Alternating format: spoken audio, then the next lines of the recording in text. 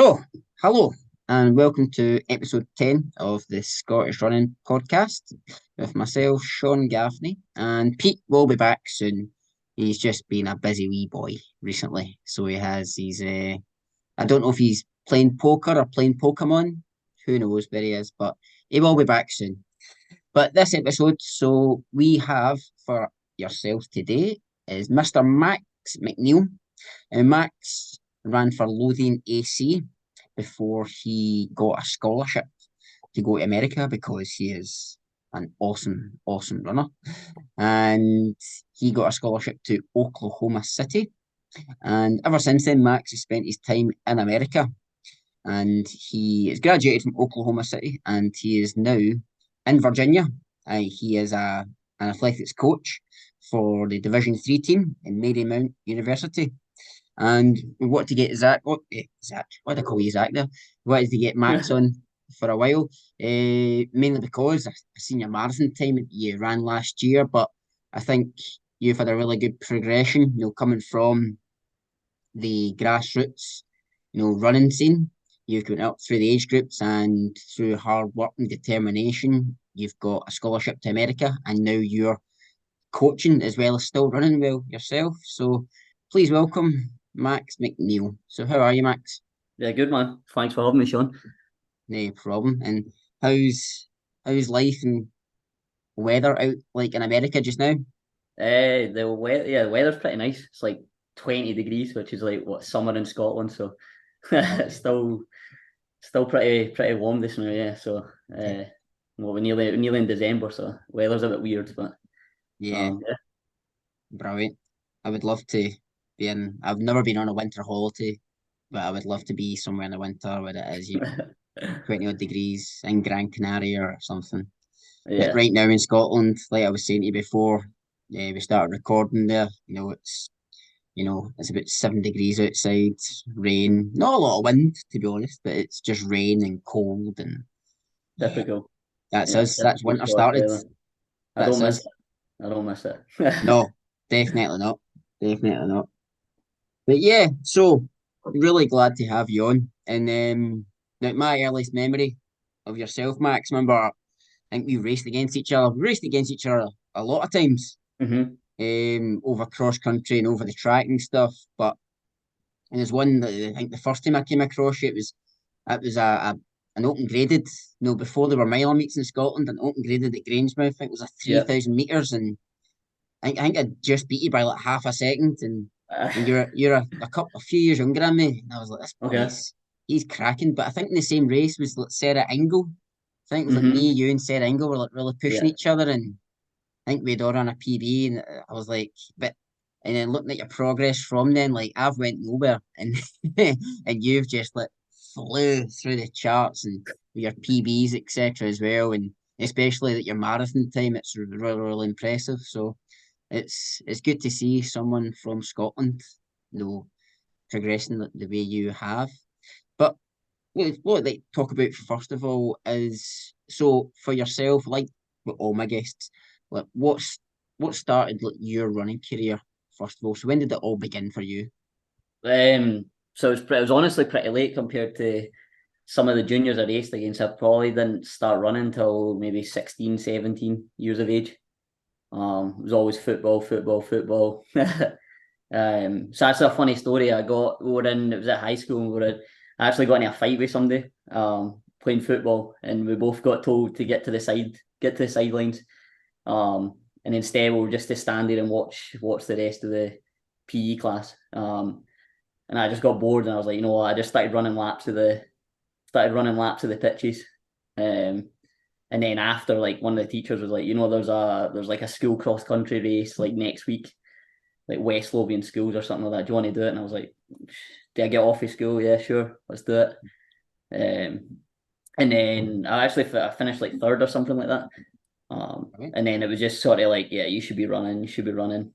And I think I still tried to play, even after a year after that, I still kept trying to play football. But yeah, I was definitely supposed to be running instead of playing football for sure.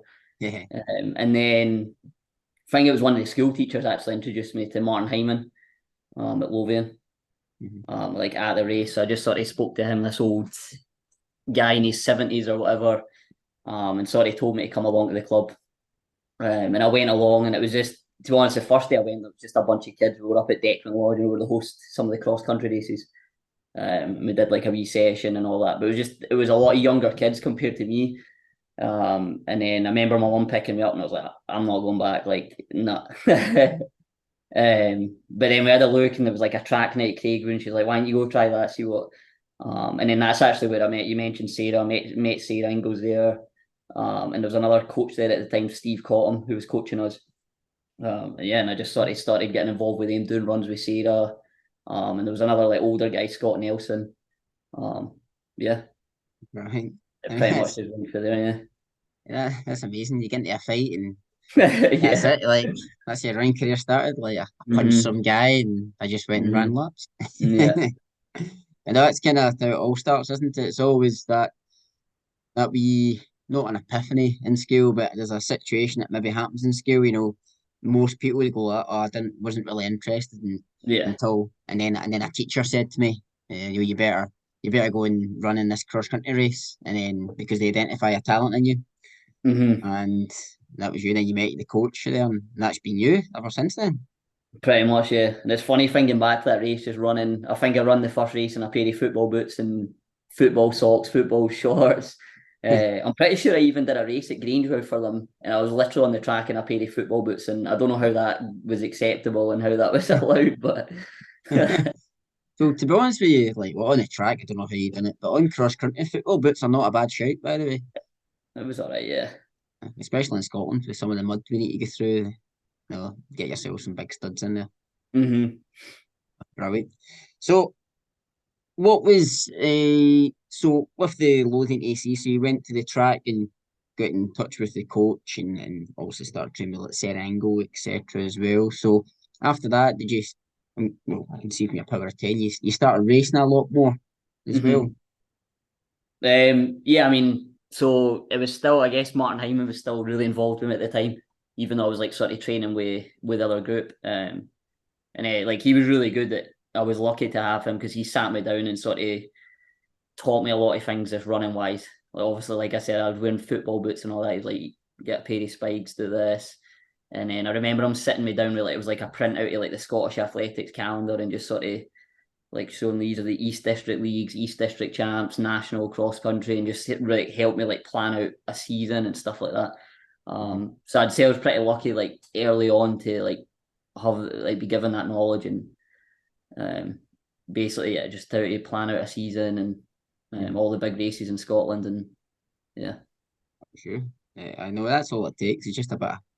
As soon as you get a bit of structure into it and a wee bit of Hmm. planning, you start going, oh, there's a wee goal in mind. You're like, I Yeah. could maybe, and then every season you look back like, well, I came 20th at a national. I want to go, and that's unfortunately that's where the addiction and the bug starts.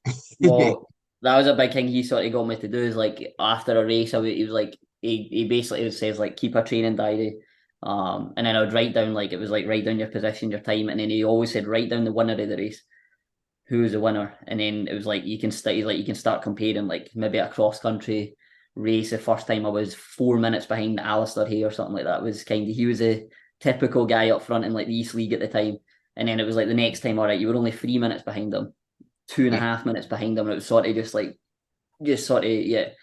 And the nice thing, and obviously in Scottish running, is you see the same faces like a yeah, lot. So you can sort of keep track of your progress and where you're at.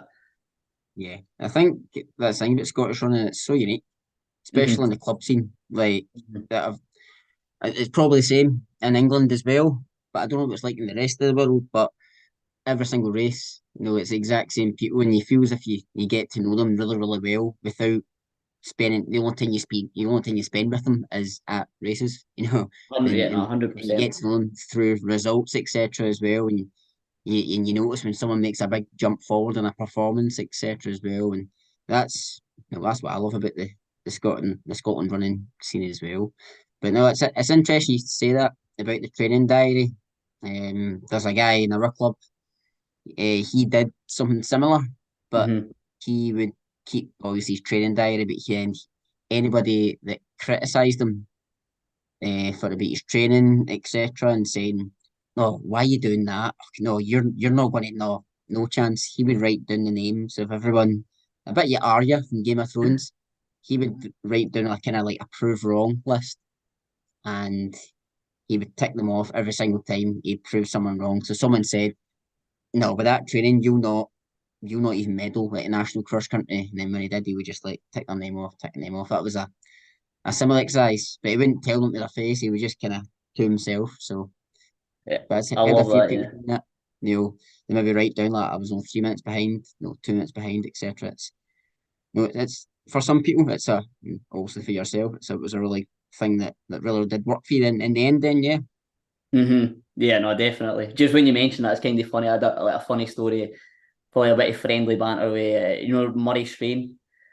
Yes, I yes. remember, yeah. So we were at, was it at Cumbernauld, and I went out, took the national relays out first leg, and I went to the front, and he kind of had a word in my ear and was like, "You shouldn't be up here. Like, you should know your place." Just obviously joking at like messing around with me and all that. Mhm. And I remember like after that, and then there was a race maybe a couple of months after, like an East League, and I finished ahead of him, and I waited for him at the finish line and was that fast enough for you?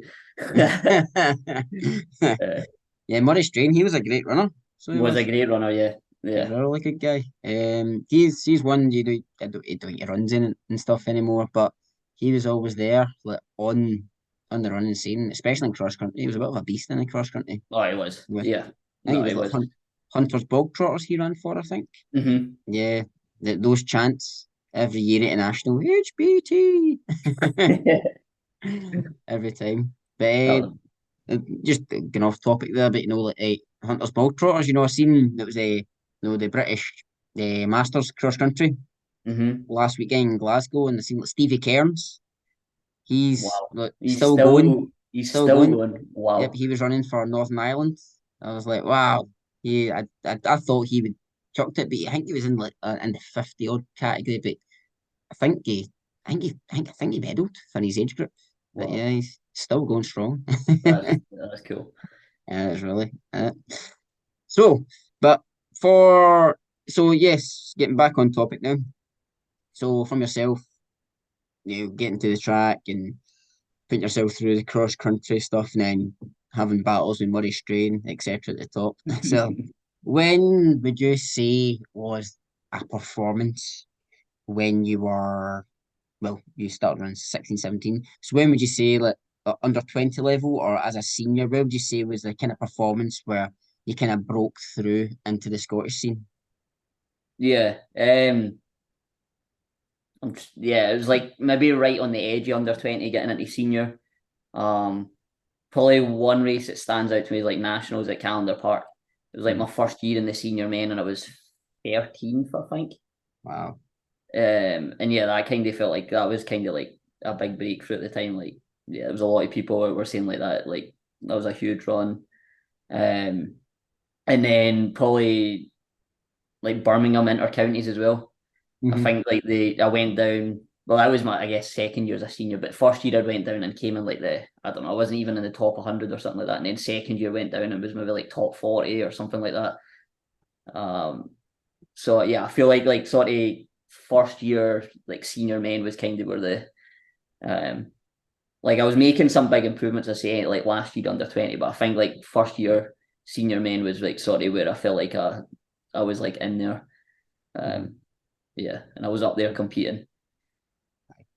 Challenging these well experienced senior runners as well. Hmm.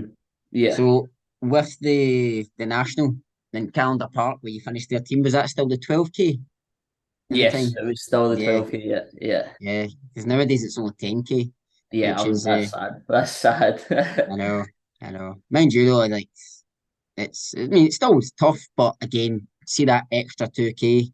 I always remember, like I've never had a good senior national. I don't know why, just been crap. The under 20 level had some decent performances, finishing like 17th. The Hmm. year Derek won it. It was a packed field. I don't know how the hell I finished 17th, but I had some run.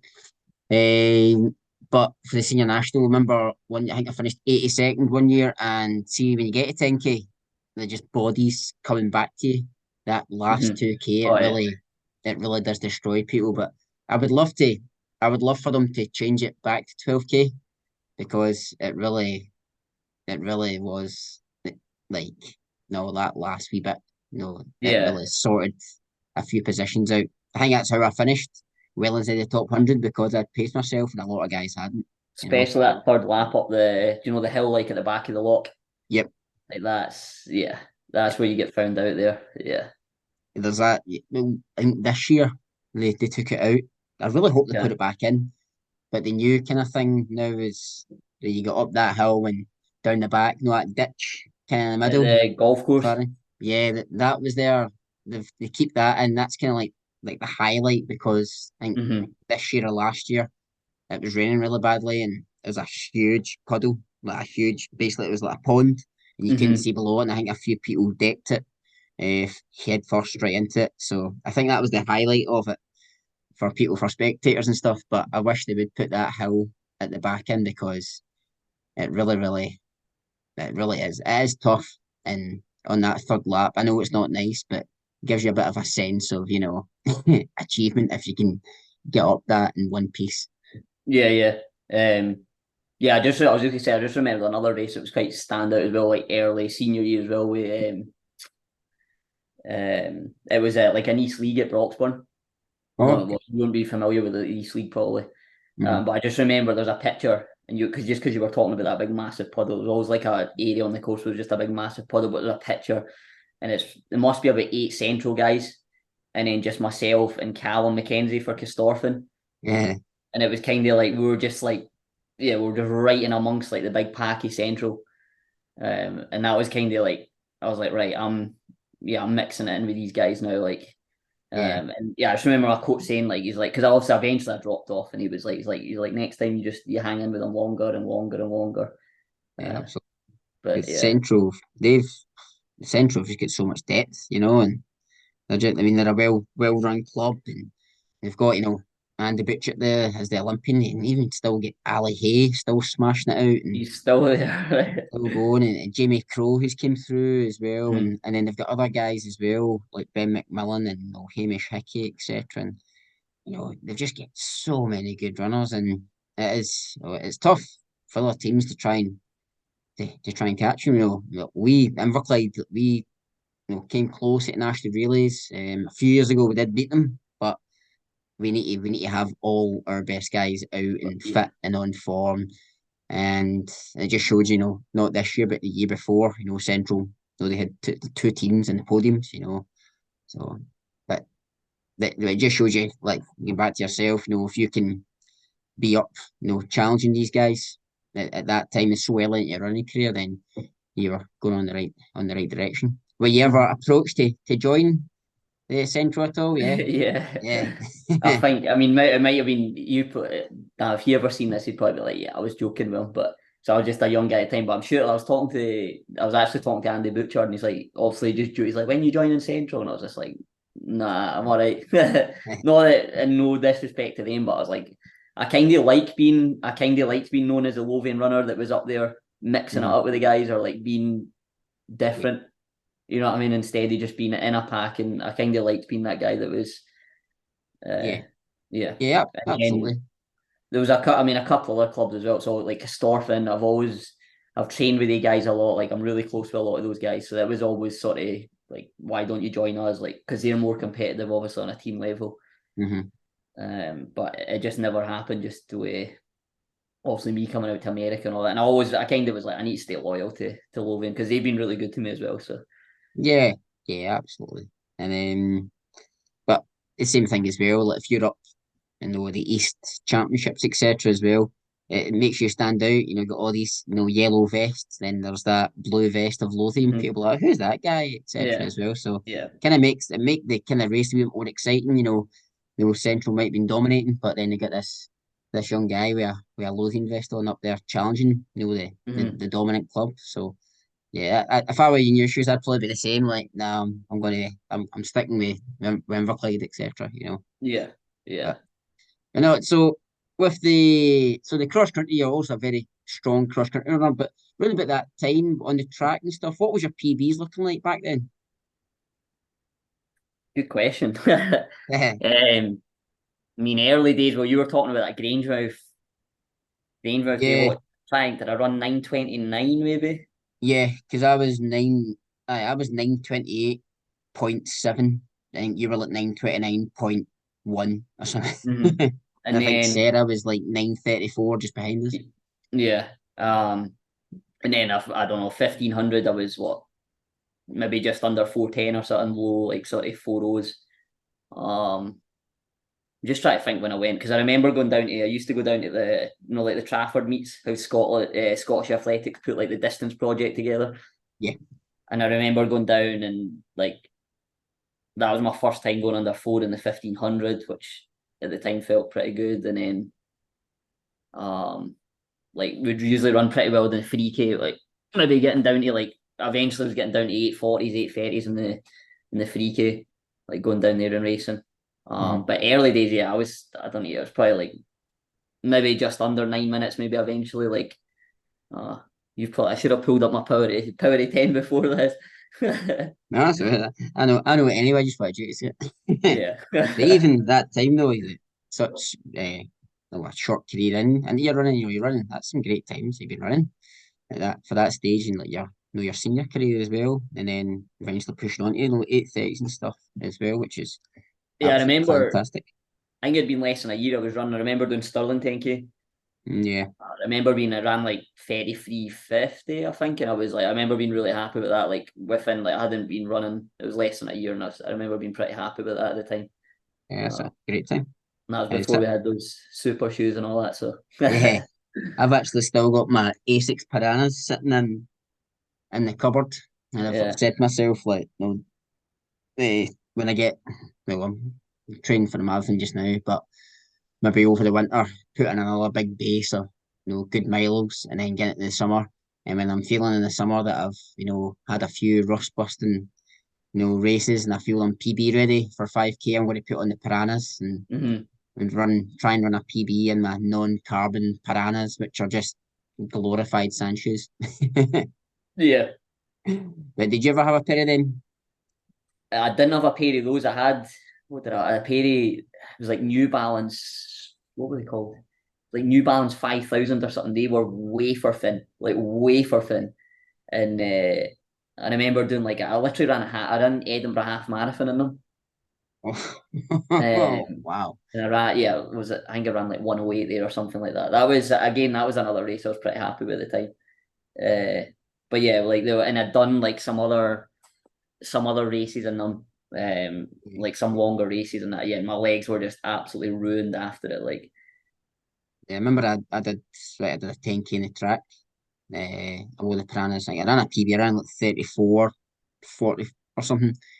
And then, but I ran in the piranhas, and for the next 3, 4 days, my legs were in bits, like yeah. really, so destroyed. And then one of the guys, one of my good friends, Stephen Trainer, he runs for Glen Park. He ran a Hmm. marathon in a pair of piranhas. I think he ran his PB in them, a pair of piranhas. I was like, "What are your legs like?" He's like, "Oh, fine, not fine." I was like, "No chance. Your legs must have been I bits." Because remember talking to Stephen a lot back when I was just like racing in Scotland. Yeah, aye, but that's yeah, aye, that's Stephen, aye, he's ran some great times. mm-hmm. I think he just picked up a couple of injuries over the last couple of years there, and he's just getting back into it again. But yeah, wearing piranhas for a marathon, I thought 10K in the track was bad enough. But the Is it funny we're worth? talking about, yeah, the funny we're talking about shoes. You've been a coach in America. You're probably familiar with Tin Man Schwartz. Yeah, Mm-hmm. so we had Tim on the podcast a few months Oh, ago, and he I was don't know talking that. about, yeah, yeah, he was on like a couple of months ago, and he was talking about the super shoes and all that and stuff, and like, he's also big into his data, and he was working out. He said it's like, yeah, for a whatever miler I've worked out, the super shoes give you like 0.7% advantage per lap, and you're like, wow, that's at the elite level, that's Oh, huge. mm-hmm. And I I've was, noticed it. I mean, I was one of those people that tried to not use them. Yeah, There's a few I was like, nah, like when they first came out, I was like, no chance. And then, but then you get to the point where you're like, I kind of have to. Like, I'm at a disadvantage here. Like, yeah, I'm going to have to get these shoes. oh, definitely. I think when I did my first marathon, there was a certain point, like we got myself and my two Buckley teammates, we got we put down 2:45 or under, but we get stuck behind the 3 hour pacer at the start line. So all these people, like, they just lied. And all these people dressed up and all that stuff. So we were just trying Yeah, to dodge it out. But I was looking at the ground most of the time because I was trying to dodge and get through them all. But everyone round about that area, that field, they were about, they were wearing trainers like this Asics, nothing. There was no carbon, no nothing. yeah, It's quite bogging because I've did most of my easy runs in them. But after about 10K, we kind of got to like the 2:45 crew, hmm, and everybody, like everyone, no lying, everybody was wearing Nike 4% or the Nike Next Percent. yeah, Everybody. yeah, And I didn't see it at the time. We got like 20 mile, and it was a few hours after the race. I was green and all sorts, and my two pals that I ran it with, they were like, "You don't see a guy at 20 mile? He literally, he was head to toe in Nike. He had the Nike hat, Nike vest, Nike shorts, Nike arm sleeves, and he was just lying there. But he had the Vaporflies on as well. And then fast forward to London as well. There's not just Vaporflies and Alphas. It was mhm, Asics, Super Shoes, New Balance, Super Shoes, like everybody. So everything. I don't feel as bad now wearing them because when you do enter, I think more so in half marathon marathons, it's a complete level playing field because Yeah, everyone's wearing them. exactly. Yeah. Same in it. Is that the same in America as well? Just everyone is super Oh shoe yeah. daft. Oh yeah. Yeah. Everyone's got them. Yeah. You look like a weirdo if you don't have them now. Yeah, yeah. Yeah. And they do make a difference. I think in terms of recovery, etc. as well, they make a difference. Your legs don't take as much of a pounding. Hmm. I don't think they actually make you faster. I don't think they'll make you, go from a 15-second 100 meter down to a 13 seconds by just wearing them. I think over half marathons, they just allow your legs to work that wee bit harder by taking a lot more of the impact. I You just a think, lot more efficient, aren't you? Yeah. like, as a coach, do you recommend getting these? Do you recommend to your athletes that you coach to get them? We got one girl that's obsessed with Nike stuff. She's always got the latest shoes. It's tough though because it's always something I always want to try and get them more and more for the program. And so at the moment, like I was lucky enough in college to be our coach would provide us with shoes. We don't provide them with shoes either, so it's always tough to even tell somebody you need to buy these, you need to buy these.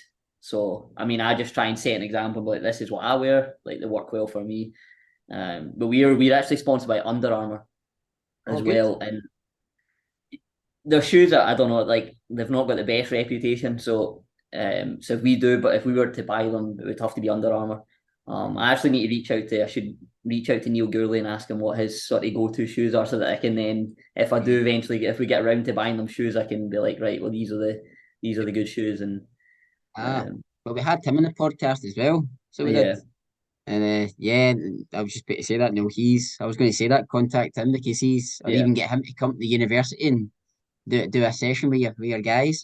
He'd be It's a close bit, to his old school, so he'd be only be yeah, a few hours away from his old school. So if he was ever absolutely, visiting his old school, he could come by and yeah, absolutely. No, and he was a really good guy as well.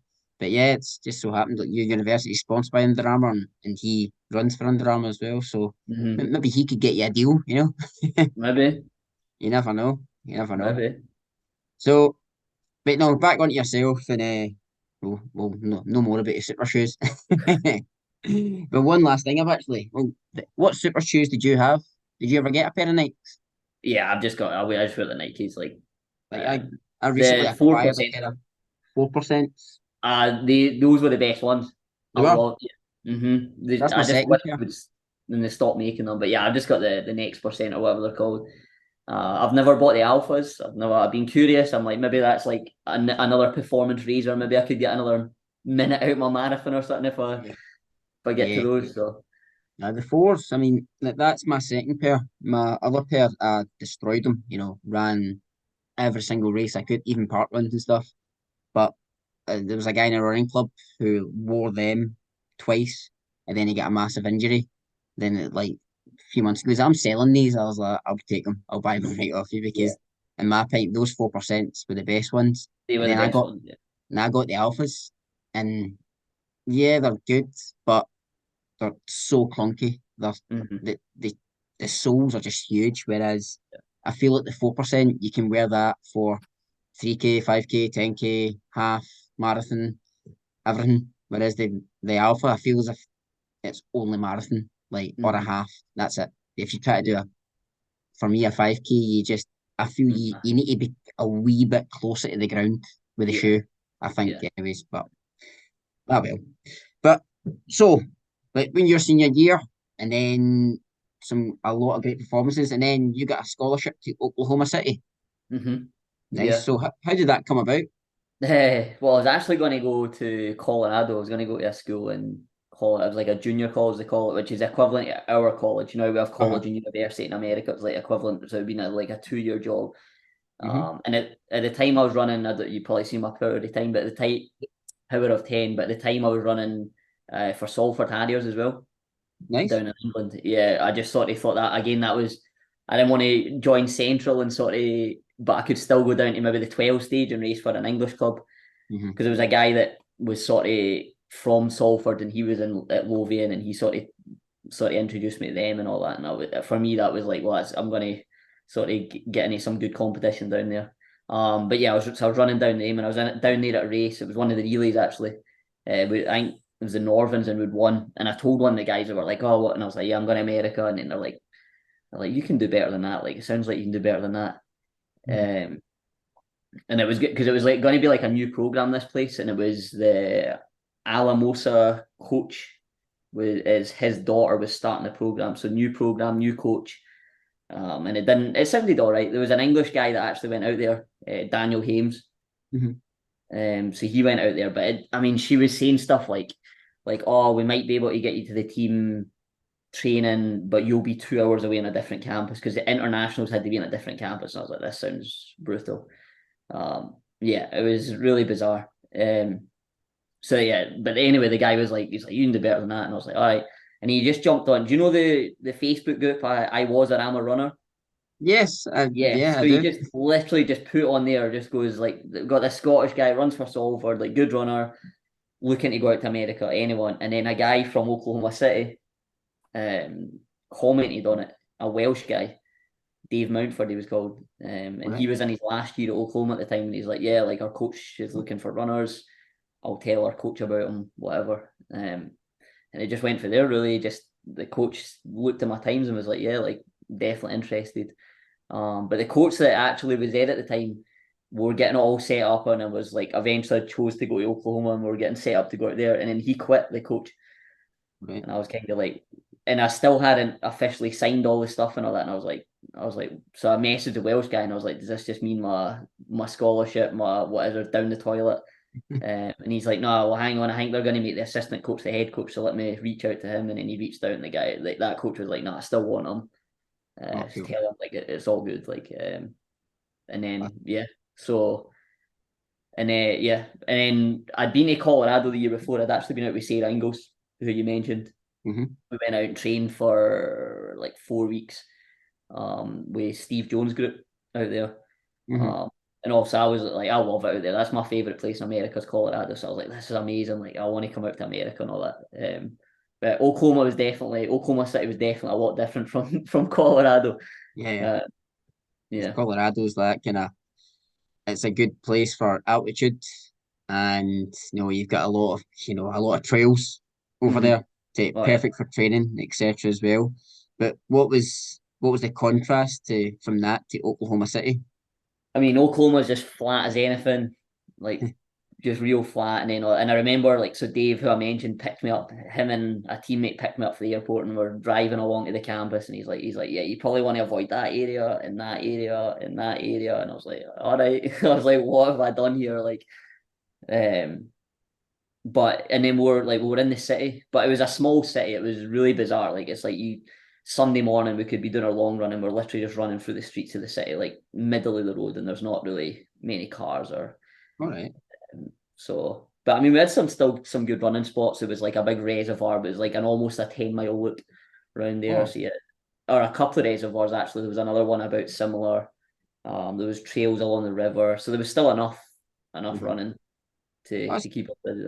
Yeah. as long as you get a good bit to run in, that's hmm the main thing. hmm And did your like, obviously you had your training schedule and a routine from Scotland. So how much did your kind of like your training change and like an approach to training? How much did that change when you went to America?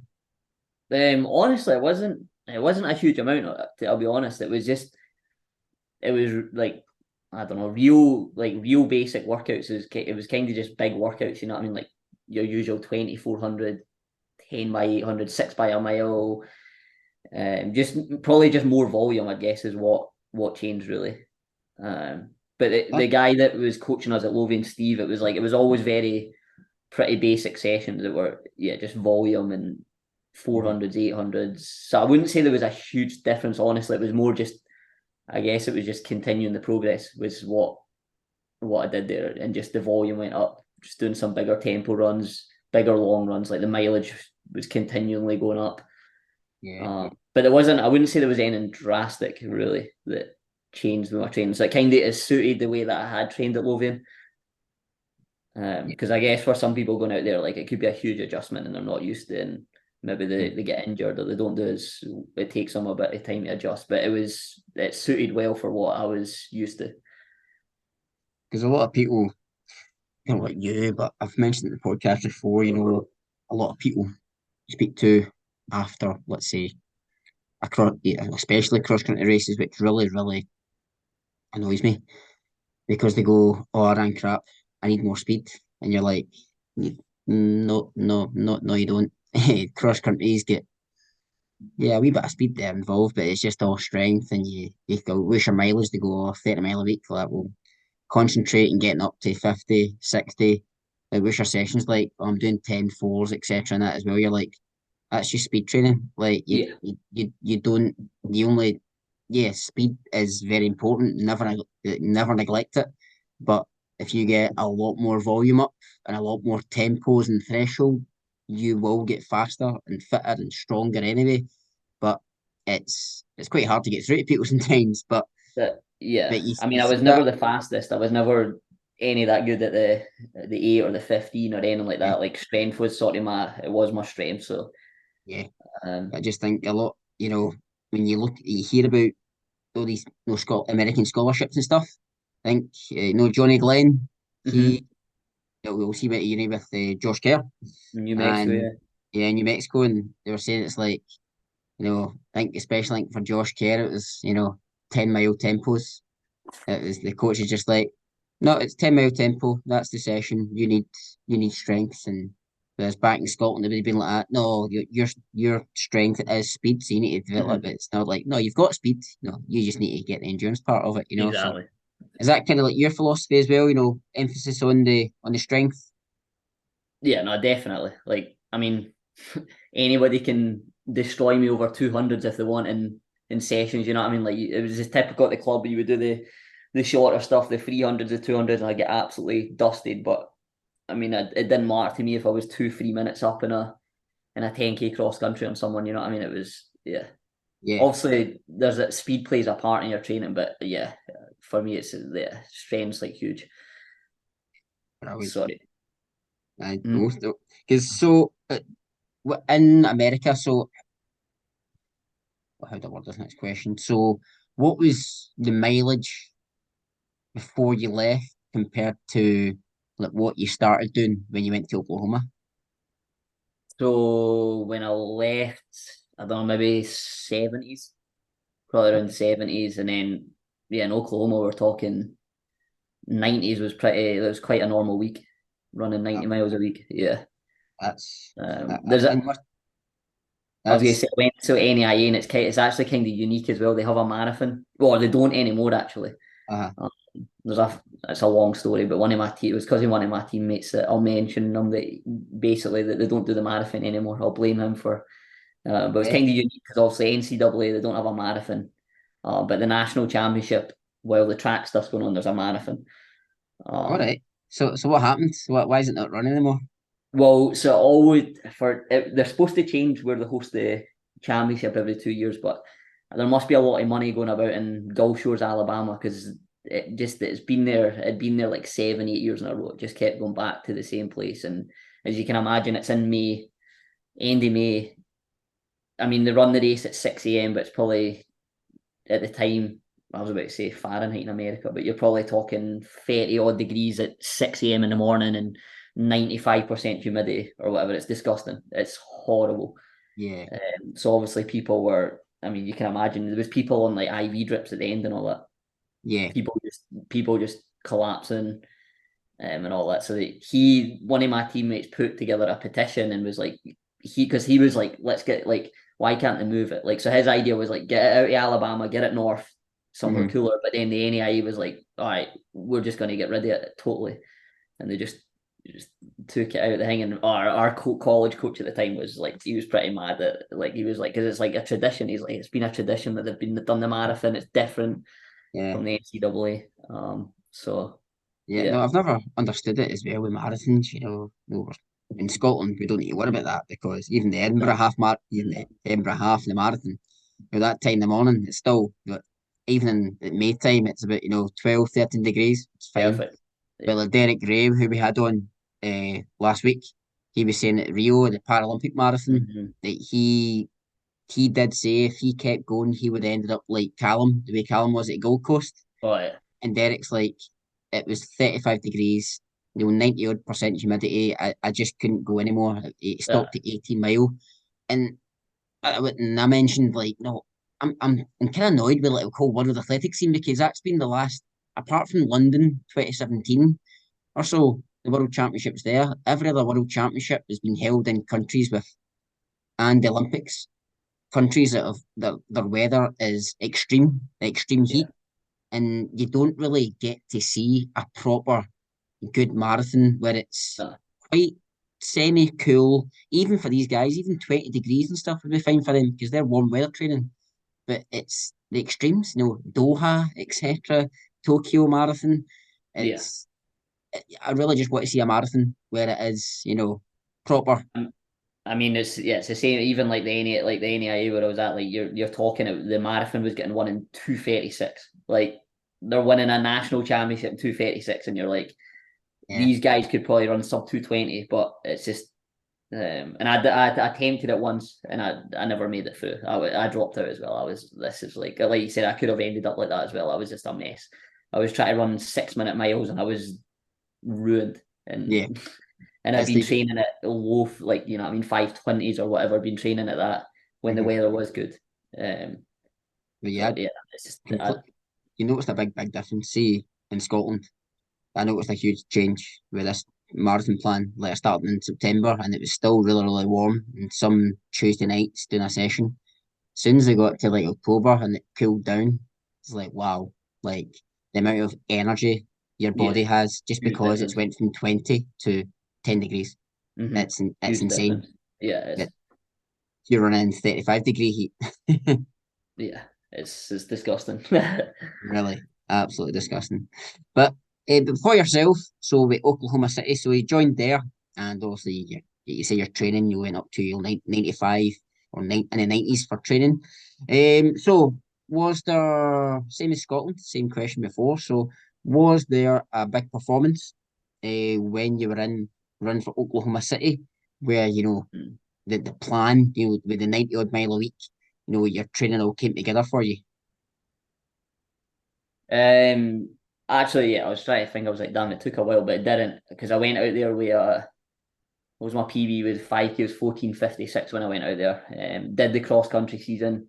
It was solid. Like it was tough for the team because the team had come off the 3 back-to-back national titles in cross country, and it Mhm. was like a transition. A lot of the guys had graduated. So I ran okay at the cross country, but then it was in January or February. We went to an indoor meet in Kansas, and I ran, and it was on a 300-meter indoor track. And I ran 14:42. Wow. I think, Indoor yeah, as and well. that was, yeah, I came off of that and I was like, all right, that's, yeah, That's pretty fit that's here. but why is it 300-meter indoor? Why? Okay, well, I don't know, America, there's so many random tracks. They didn't, what was it? One of the national championships we did, and it was 288 meters. And all that. I think with some of the tracks that the university has a building, and then they decide to put a track in it. It wasn't originally probably designed for a track, Oh, and I then like, see. oh, we could get a track in here, and then but the 300's purposeful. I guess I guess just for the longer distances, they just wanted to make it as close to a 400 as they could. Mm. Obviously, it messes with your head with splits and all that. You had to just sort of learn what your splits were and all that. But I think just for the idea, like for the because they don't really do that much in Scotland or England, but in the obviously 5K is an indoor distance. So Yeah, the thought of running a 5K on a 200 indoor track's pretty daunting.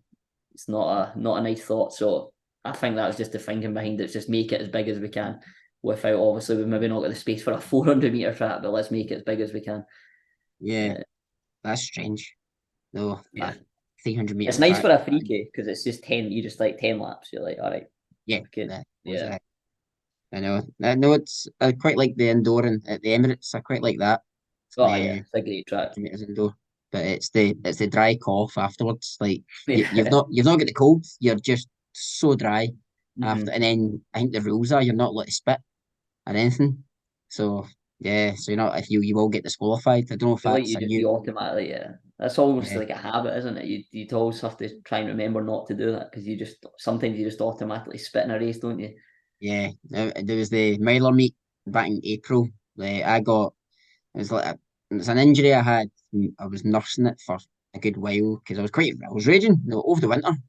I was getting back into running again, and I was only doing 45 mile a week or so, and getting really fit again, and did the national cross country, and I ran okay, and I was like, here we go, right, take a wee week easy and base another base for the summer, and doing a session in my hamstring and then my IT band was crazy, so basically a few weeks off and stuff, drastically volume went right down. I was just deep heating it all the time, and then there was the miler meet 10K in the track coming up, Mm. and then I was like, I'll enter it, and then but I was like, put me in the slowest race. I said to Mark Pollard, put me in the slowest race because I'll end up pulling out, end up winning it, but it was like 36-40.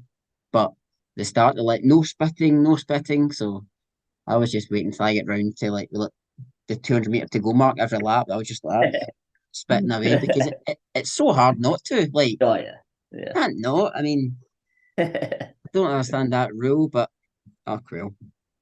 But yeah, going back to like, indoor season because indoor season is it's quite a huge thing in America, isn't it? Oh yeah, yeah. I mean, it's I guess in Scotland it's like you choose one or the other, don't you? You choose Yeah, cross country or you choose, but cross country finishes in November here, so it's like you do everybody does indoor, yeah, and it goes but all the way to March. You're almost to the start of March. You're still running indoor at like especially like national championships and all that. yeah, because I think when Oregon hosted the World Indoor Championships years ago, that was like the world was just like, oh, it's over there. But apparently in America, that was like a huge thing. The World Mm-hmm. Indoors are coming to Oregon, and Yeah, yeah, it's suppose like you're talking about, we were talking about before the call, like how the club scene is huge in the UK, but in America, it's no, not as much. But yeah, same as over here, no indoor. Yeah, most people do cross country, but over in America, it's indoor. So, yeah. but so like so you had that right good performance there, and then how did your PBs? Well, you said about the 5K, but how about was there any other PB like your 10K? Did that come down? The 10 miler, half? Did they all come drastically down with the Yeah, American? couple of years later, so it would have been my third year. I'd say it was probably my best year. Like, well, cross country wise, I was ninth overall at the national cross country. Was that in Uh, America? yeah, Wow, you finished yeah, ninth in at American the yeah national. at the national meet for the NEIA. Wow. Because we won. Trying to remember, yeah, that was the first year we won as a team. And I was ninth. No, what did I run? Because it was like, I mean, they literally, we don't care about PBs in cross country in Scotland, do we? But here it was, so it's like 8K we run. And I ran 24:30 something, I think was what I was running. So you're fourth, I don't know, 4:55 something miles for on the grass. So I was pretty happy with that. And then on the track, I raced it in Kansas. Kansas University, and I ran 30:22, I think. Okay. Um, I got my wee moment of fame. That was on flow track. I was on Uh, there. I was leading. I got absolutely dusted in the last lap. It looks like I think I ran a 66. I still ran like a 66 last lap, but it looks like I'm standing still. This guy just comes absolutely flying by me. And then did a race at University of Texas and ran 14:38 down there. So that was junior, like the Con America junior year, third year that was mhm. probably my best year. Right. Uh, yeah. I funny you should say that. You know, the 8K cross country. I remember seeing it was like when Johnny Glenn first went over. I kind of took an interest, try to find results and stuff. And there was an 8K cross country, and Johnny finished something like 29th or something. I can't remember what it was, but he ran like 24:50. Hmm. But the winner was like 23:10. Yeah, It's like it's you're like mad. and that's not on the road. That's cross country. And I was trying to find pictures to see what it was, but I think there's some places in America where the cross country is like Scotland, whereas you get other ones, it's like maybe like a dirt track. Well, it's mad though because obviously everybody's focused on PBs there, and then you like it's tough coaching that as well because we'll take them to a race and it could be muddy and they're just freaking out. So like, oh, I'm not going to PB today, and I'm like, who cares? Like, just just race, like just Yeah, compete. It doesn't matter, like because like yeah, we would never care about that back home. It was always about what position you came. Oh, I came this position at nationals, and that's all it mattered. yeah, yeah, But absolutely. so definitely, honestly, I prefer cross country in Scotland because it's just like I guess the cross country out here suits the 1,500 meter runners. It suits those faster guys if they've got a good engine in them as well because just it's flat, just Yeah, just dry flat. grass.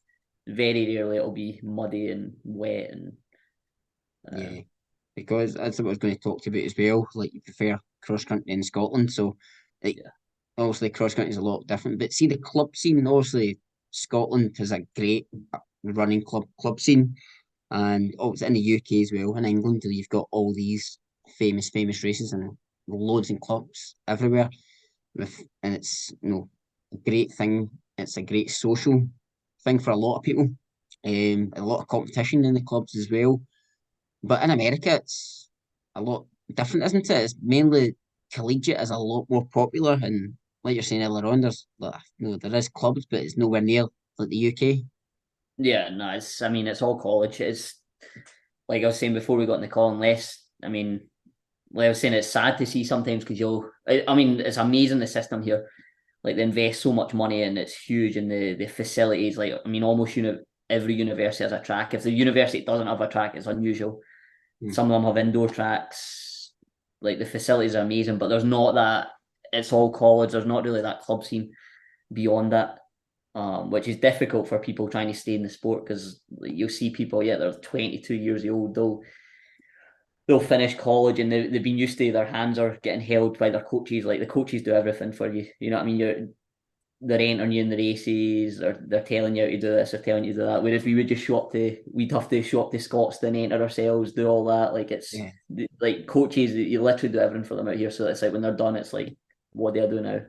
And unless I mean, obviously, like you mentioned, you had Neil Gourley on here, who's obviously professional Under Armour. Unless you're sort of at that level, like there's not really a lot in hmm terms of club scene. I was lucky. I moved after Oklahoma. I moved up to Connecticut, lived there for a year, and I was real lucky to find a club. There was a club that a bunch of guys had just started up on their own.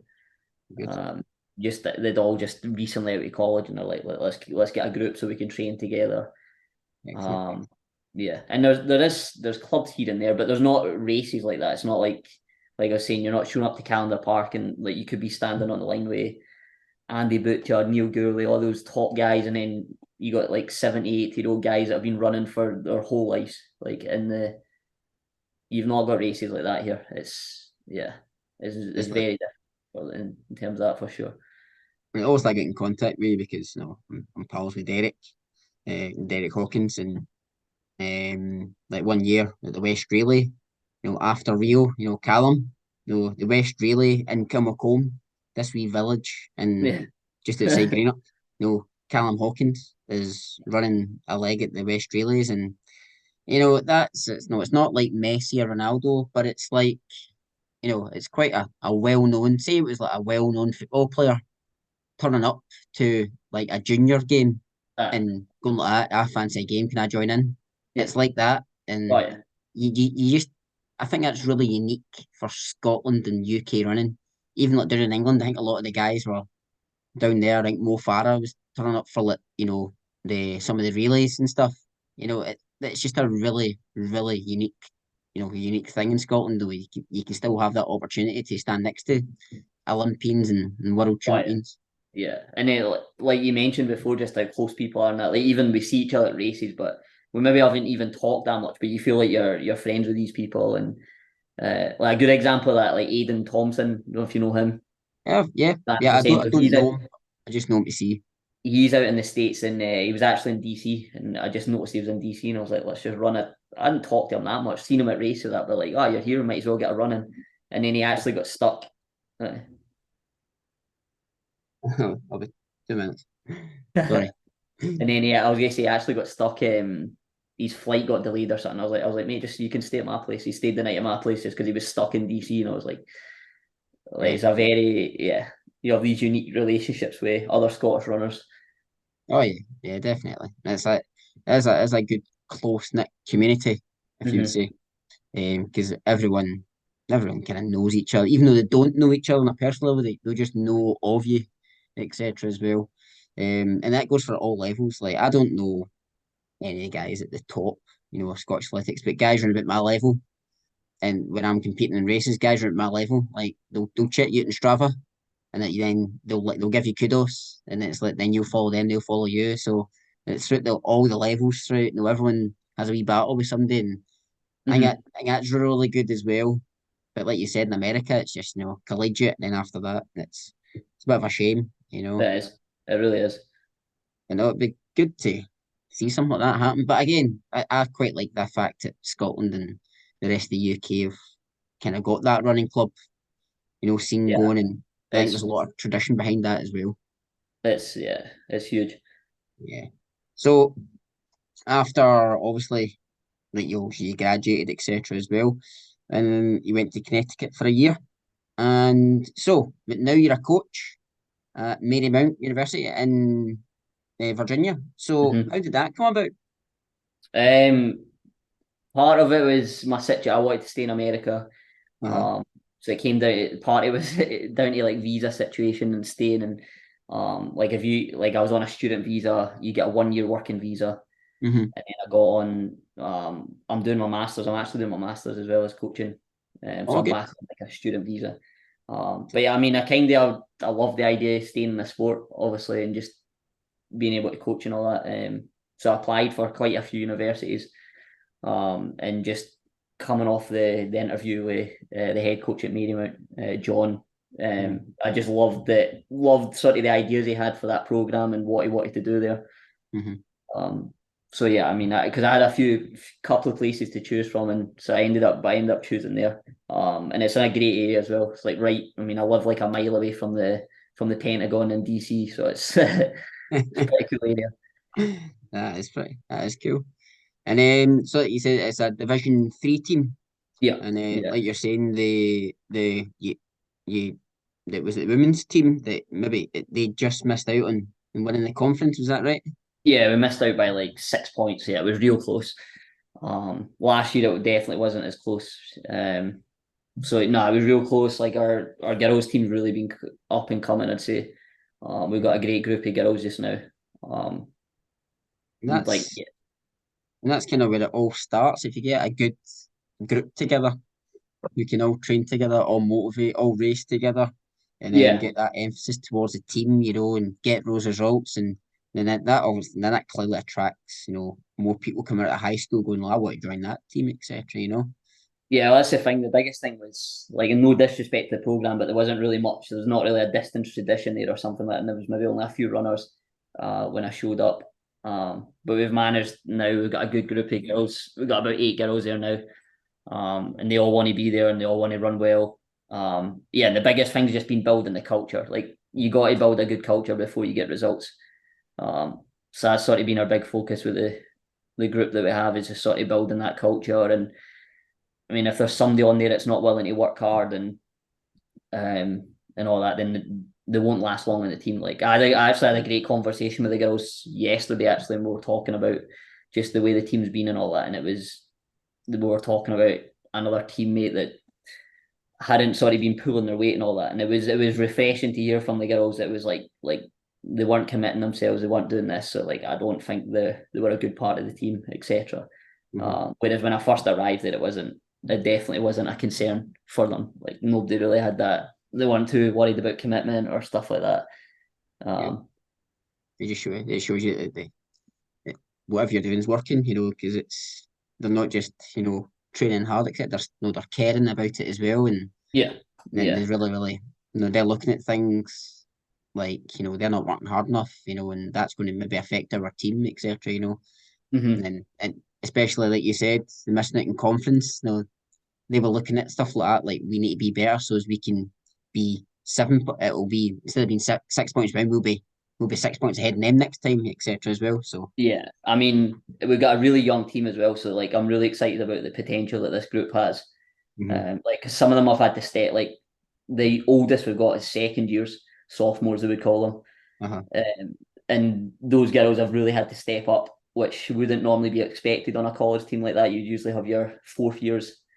Hmm. So we've asked a lot of them, but yeah, like it's exciting the future that the team has.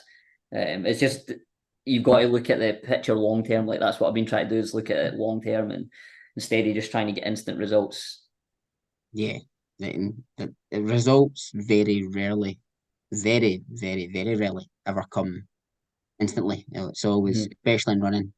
Running it takes, from in my opinion, you need at least 3 months to build that aerobic base, and then a wee bit of more time to start putting in your quality sessions again. And then after that, you maybe identify a race 6 weeks away, and then you Mhm. start doing the specific, sharpening up work for that. So, and that doesn't happen overnight. That's maybe the whole process maybe takes about 6 months, So Yeah. yeah, you Yeah. don't you don't just think that's a good, always an important measure for people, like the quicker you get in your head, two things, running isn't easy. And the No. second thing, just be patient and then Yeah. I mean, enjoy the. even in terms of a program as well, like even when I first got there, the head coach he's like, you're talking minimum of 4 years to build like a good program as well. And I was like, oh wow. I was like, oh, in a year's time, like the team's gonna be this and this. But he's like, you're looking 4 years down the line is when you're gonna have a good team. Yeah, definitely. So it's like what they saying, like software codes. It's like you get the beta test. There'll be loads and loads of beta tests throughout, that 4 years until you get to, this is the program. This is what's worked. Because you'll maybe get people coming in. You'll maybe introduce, sessions, etc. that you think will maybe work, but they don't. So making all these changes, etc. as well. Well, Even things like, oh, come up to a race and sharpening. Well, I'm going to do tons and tons of speed, but then maybe that doesn't work. And yeah, so I think it's like I you mean, saying there, that need to be patient. yeah, and a lot of these runners are like they're coming in at low mileage. There's like I can't just ramp them up to some heavy mileage and all that. It's like so I've had to find ways to obviously like not even when they're injured, but incorporating like cross training Hmm. to get them off their feet like within their training, even if they're not injured yet, just to sort of prevent that from Yeah, happening. oh, no, Um, definitely. So it's good talking about your coaching career as well, which sounds if it's going really well. But mhm. what I'm interested in is your marathon career. So I seen that you did the Amsterdam marathon as well. And that Yeah. was that your first marathon? Well, it actually wasn't.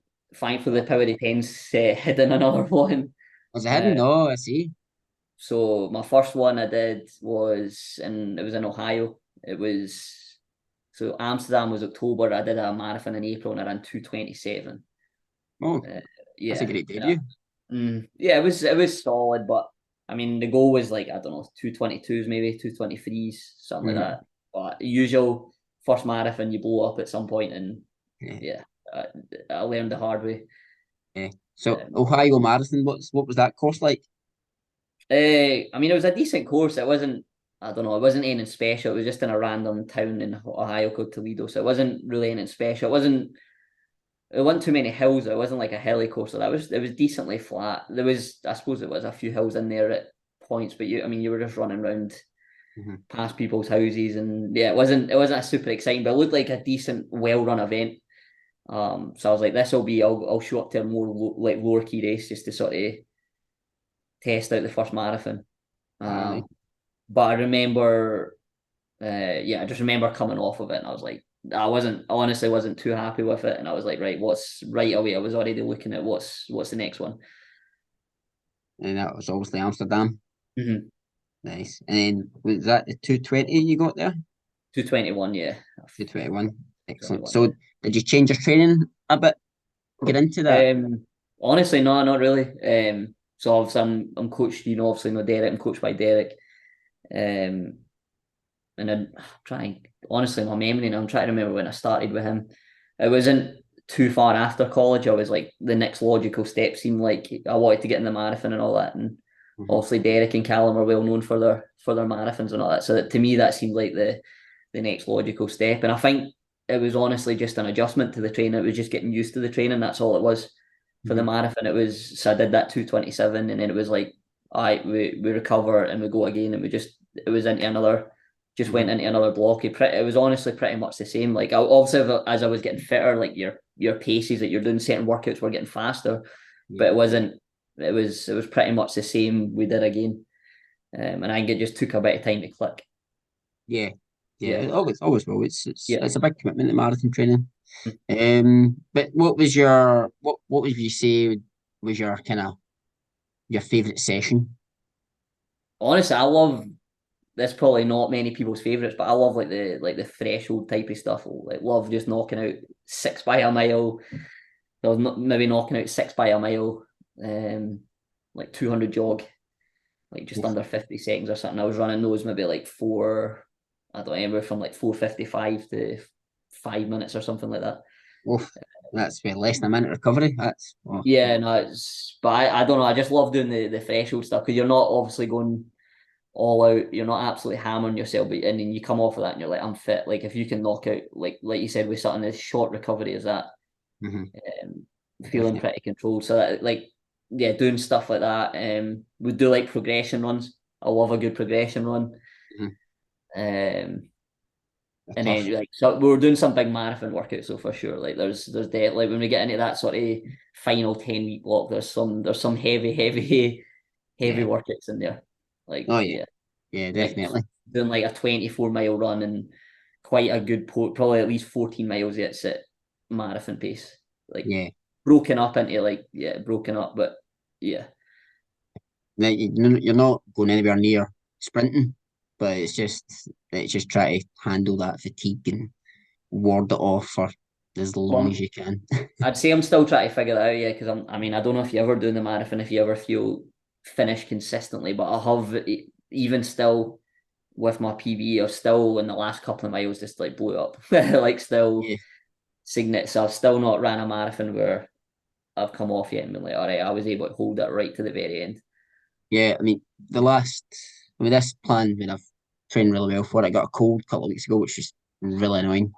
But with Frankfurt, got to 38, 39K, just I had to stop and walk because I think I was going to faint. And Yeah. I get back onto, I took something called Bizzle Cola, some stall at the side, so I grabbed two of them. I think I just needed sugar, and I got like that was really really painful. London, I wasn't fit, but I ran 255 Mhm. off the back of like 30 mile a week. But I think I got to Not like bad at all. I know I was like oh my I was like what's that clock say? I was like that still says 255 and I just sprinted towards the line. I was done though, but the only kind of time I felt effortless was 3 weeks ago. Ran a 25 miler, a 40K run. hmm Um, and then also started off like 450 a K, like for the first couple of K, but getting faster and faster. But for the last, 6K or so, I was close to marathon pace.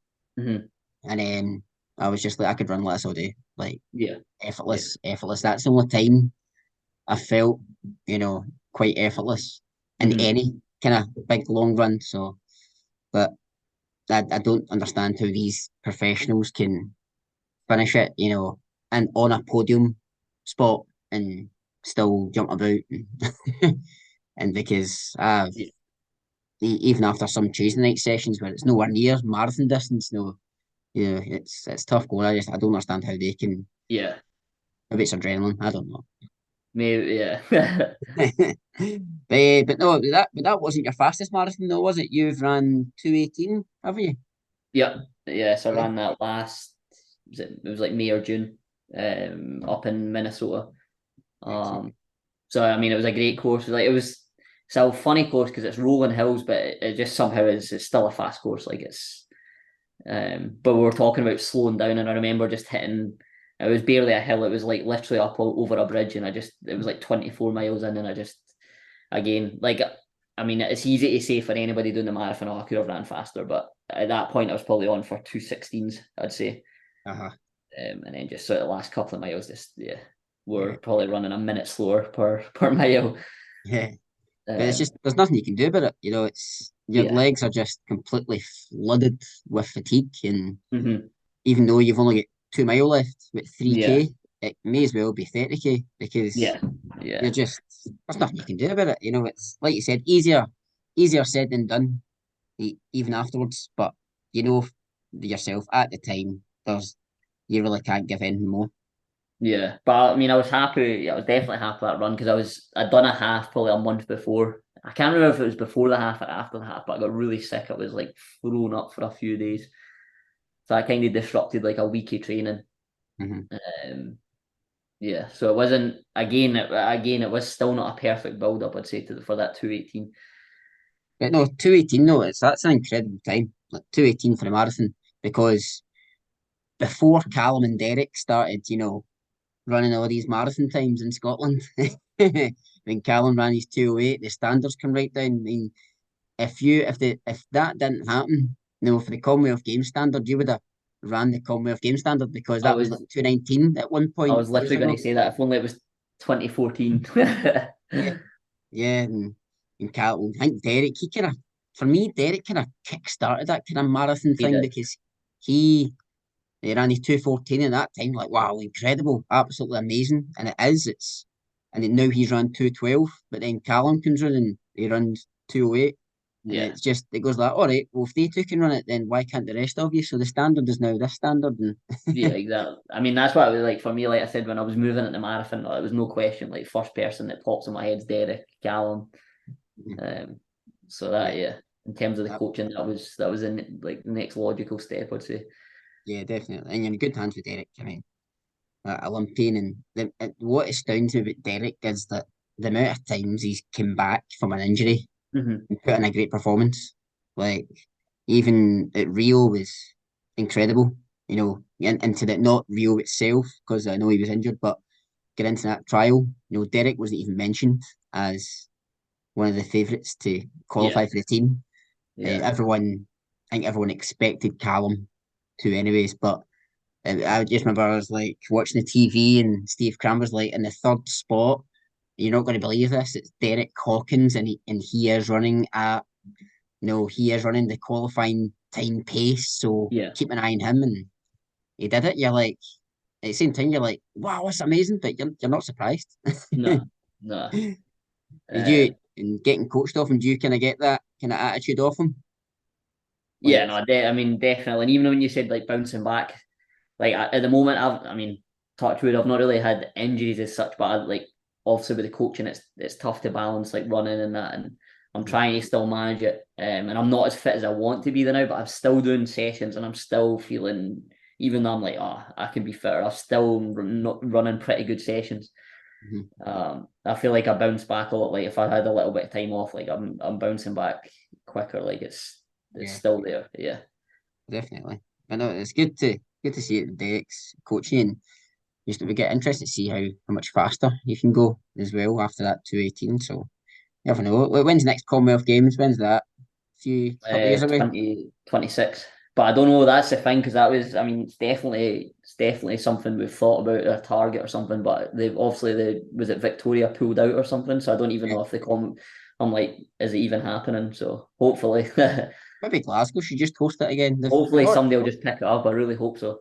yeah, Um, because you know all the facilities are in Glasgow, so it's just money at the end of the day, isn't it?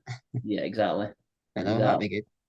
good. But what I'd like to do, just for the last wee part, I'd like to do a wee kind of quick fire Yep. questions. Just nothing about running. Well, some questions about running, just be fun questions about yourself. Does that sound okay for you? Yeah, yeah. Go for Yeah. it. So, question number one is a wee easy one. So, what's your favorite food? Probably just be like a steak or something. Big steak, Uh, like. a steak's different in America, Or isn't it? huh? Steak is different in America, isn't it, Yeah, compared to yeah, Scotland? yeah. Yeah, or like fish. I miss a lot of like fish and chips. I miss a lot of Scottish things when I'm out here. That's for sure. Chip shops. Yeah, yeah. You like sometimes you're just like, oh, I wish I could just go get a chippy right now. And there's nothing. That's nothing. Nothing. You get plenty of takeaways, Oh just yeah, not the but good just it's Scottish not the ones. same. It's not the same. Yeah, they're deep fried, but it's just in a different way. Yeah. And what's your favorite like drink? Like not that up. It doesn't. If it's alcohol, cool. If it's a sports drink or juice, whatever. But I don't. Usually just I just drink water or whatever. But yeah, I guess I don't know if it's an alcoholic drink, a beer probably. Yeah, nice one. Yeah, good. Do you miss Iron Brew at all? Um, it's solid. Iron Brew is solid. I was never that crazy over Iron Brew anyway. So Yeah, yeah, I was never too bothered about Iron Brew. I'd get in fact actually favorite drink's definitely a cup of tea. Actually, there cup you of go, tea. Nice. cup of tea. Yeah, Is that with sugar or no sugar? no sugar, just milk. Nice one. I know that's I've done. I've cut sugar at my tea as well, and I've noticed the weight coming off. That was a good few. That was back in the summer. I was like, wow. I was like, didn't realize how much weight I maintained by having sugar in my tea. Yeah, Wild. all my athletes are always laughing at me. I'm always standing at their practice with like a muggy tea or something. Oh, you can't beat it. Can't beat it. A cup of tea's Yeah. great. Hmm. And next question. So, apart from like, running, what other sport do you actively like take an interest in? Probably just football. Oh, Which is tough in America. It's tough because it's nowhere near the same. Obviously, it's yeah, always big thing here's American football and basketball, which is I just can never get into it. yeah, But yeah, big football fan. Like I was when I was obviously back in Scotland, like big Tartan Army guy. yeah. Used to go to a lot of the away games from my auntie and uncle. Um, oh yeah, That's great just now. Scotland qualifying for Euros I know. again. I'm like, I'm what's going on hoping. here? I know. I'm hoping that I go to like that's sort of I go in the summer to go to Germany. That's Hmm. I definitely want to be there. Oh yeah, yeah. I wouldn't be. I'll just avoid that. Like all that chaos. I'll just watch it on my TV in my house. You know. Yeah. I know it's probably to see Scotland. They'll Oh qualify for yeah. the Euro again. I love it. Finally, Yeah. after like say Callum, Laura Muir, Eilish McCall getting off flying like the flag for Scotland in the world. Finally, football finally catches up. Well Uh, done. These guys been doing it at oh yeah. the Yeah. athletics in Scotland have been doing it on the world scene for a while now. Good job. You have turned There up now. was I was remember when Ukraine knocked us out the playoffs. Was it Aye. for the World Cup? It was that's the only time that it sort of made headlines and it was like on an American news channel. And I was like, that's the only time that is coming up that we got when we got knocked out. Because obviously all this stuff going on with Ukraine, that's why it was like a big deal. And they're like, oh, Ukraine still managed to beat Scotland. I'm like, come on. Really. But thing is, a few months later, Scotland beat Ukraine, like destroyed them. Exactly. We got It's our own like, back, but people in America didn't know anything about that because it wasn't by that point. It wasn't a big deal. So well. Eh, so I probably know the answer to this, but who's your favourite male athlete? male athlete, it's got to be Steve Jones. Steve Jones, yeah. I think he What was. were you? Is that what you thought I was going to say? No, I thought you were going to say Derek, but Yeah, no, we'll give Derek for sure. Derek's a close second. yeah. But just I've been out to Colorado and all that, and trained with Steve's group and all that, and he's done a lot for me and all that. Yeah. Steve Jones is definitely, um, yeah, but Derek's a close second. Derek, if you're watching, he just saved that one. Yeah. And then next question is, who's your favourite female athlete? It's a tough one because I noticed this is the question you ask a lot in this podcast, and a lot of people say like the usual like Paula Radcliffe or, but because I came into the sport really late, I feel like a lot of the people were people that were running with me. You know what I mean at the time. Mm-hmm. I was used to looking at the usual. So I'm going to say Sarah Ingalls is my Sarah Ingles, favorite. yeah. Sarah Ingalls is my favorite female athlete. Yeah, I would really like to get her on the podcast actually, Sarah, because I'll I could give she's her a done nudge for great. you. Aye, please do. Yeah, I think she's done great. She's done amazing. yeah. Running the Commonwealth Games and the time she's run, and yeah, she's just a really solid runner. And Hmm. I think it kind of went unnoticed, the Commonwealth, and like she was in the 5 and the 10, like she qualified for both them distances. Like, Yeah, do you realise how hard that is? yeah, and yeah. and run, and it's same. I know Eilish won the 10, but but Sarah still had a great run. Like, look at her time; it was still a fantastic I think time she she missed ran. the Olympic marathon standard, but it was something like it was under 10 seconds, like less than 10 seconds. She just missed out in the Olympic standard for the marathon as well. Yeah, yeah. Yeah, I don't know how I forgot about that. I was Me and Craig Ruddy were talking about that as well. I was like, yeah, like yeah. she's so close to. She's on the cusp of just getting into that GB squad. For Hmm. not for like the European Cup 10,000. That no for like Olympics, World Yeah, yeah, Championships. She's yeah, she's nearly, and I do believe that she will qualify for a World Championship team or an Olympic team at the marathon because she's got it all. She's got all the attributes to do it. yeah. It's definitely been amazing to see it from, like you say, the grassroots level. Like, because I've trained with it ever since I started running. I've been training with, or when in Scotland, I was training with Sarah and all that. So, yeah. Absolutely, man. And one final question. So, would you see yourself back in Scotland doing cross country anytime soon? I would, yeah, I'd love to. I guess it's just the timing. It's, yeah, especially with coaching and all that. But I'd love to give Calendar Park another go. Oh yeah. One race I used to love, I miss one, and it doesn't see. I guess they've stopped doing it. Was the like Great Edinburgh Run at Holyrood. I don't know Oh why they yeah. stopped doing that there. Like that race was amazing. That was great. I don't Like know. inter counties, I used to love that inter county, like or racing the like going down to British inter counties for East of Scotland was Yeah. yeah. I mean, I raced it a couple of years ago. Actually, I raced East District Champs. I was home for a little bit. Hmm. I did that. But yeah, definitely, I'd love to. It's been a while since I've been at Calendar Park. Yeah. And Calendar Park, I don't think you can find another course anywhere in Scotland which is so spectator friendly Hmm. and so challenging for Yeah, the athletes as well. It's very unique, and it's a yeah. really nice park as well. Oh yeah, yeah. But no, hopefully we'll see you back in Scotland racing some point soon. But no, Hopefully. thank you very much for coming on. It's been great. And Yeah, thanks for having me. if any youngsters or any teenage athletes get any aspirations to go to America, then and then they want to get on a they want to go to university in America, and then obviously give Max a wee shout. Max will Max will happily have you on his team. I've had a few people reach out, obviously, yeah. So I'm definitely willing to help anybody that's because it's tough sometimes figuring out because I didn't know how to get out to America or all that. It seems so complicated. Hmm. So no, definitely if there's any young athletes that are trying to get out there, then message me and I can help you out and see if we can find you somewhere. Aye, absolutely. But thank you very much for coming on. And then I will obviously, if you ever do another marathon like that again, I'll absolutely be lining up for your time as well. That's Yeah, nice brilliant. one.